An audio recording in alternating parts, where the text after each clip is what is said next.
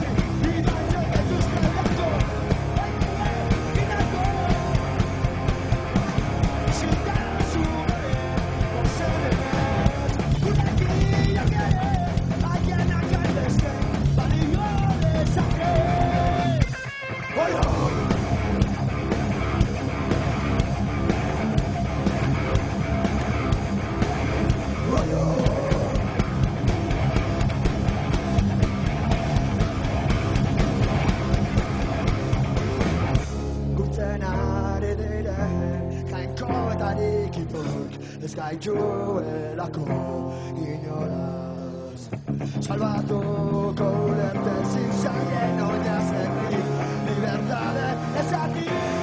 Wow!